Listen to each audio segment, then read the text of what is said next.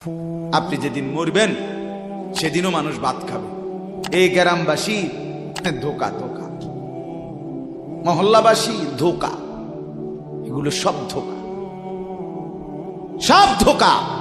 বন্ধুরা ধোকা, স্ত্রী ধোকা, এগুলো সব ধোকা। সব ওই রাত্রে খানা খাবে, আপনারে দাফন করে আসে, আরো বেশি খাইব মানুষের ঘরের থেকে যাইতে আইনা ভাত খাওয়ায়। আও হারাদিন কাঁদছেন আমনে, শরীর দুর্বল হয়ে যাব খানা না খাইলে। ভাত খা, খানা বন্ধ না।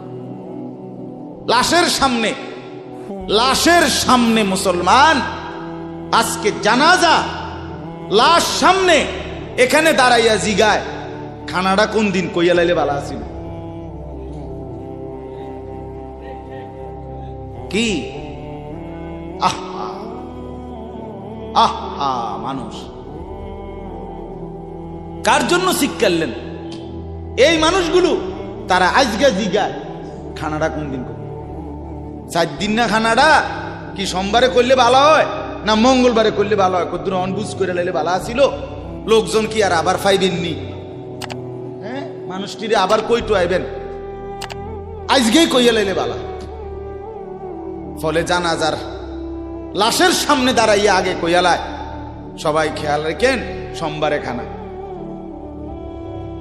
আহ, এর নাম দুনিয়া, এর নাম, এর নাম দুনিয়া। এই জন্য দুনিয়া বড়ই স্বার্থ, এটা রাক্ষস, শুধু গিলে খায়, তৃপ্ত হয় না, তৃপ্ত হয়। সেদিন আমি এক কুটিপতির বাড়িতে গেছি, অনেক বড় সম্পদশালীর বাড়িতে গিয়া তার বাসায় বাথরুমে গেছি।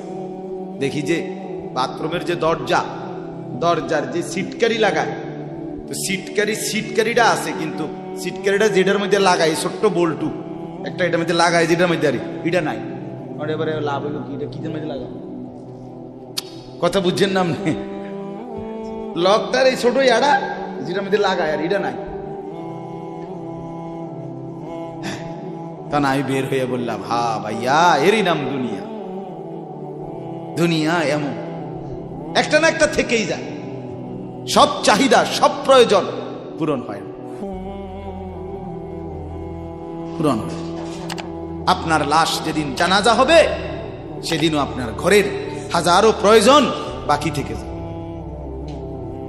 বাকি থেকে। পৃথিবী হাসবে ঠিকই, সিএনজিও চলবে, অটোও চলবে, সূর্যও ডুববে, চাঁদও উঠবে, রাতও শেষ হবে, দিনও আসবে, কেউ থামবে না আপনার জন্য, আপনি শুধু চলে যাবেন একা কবর।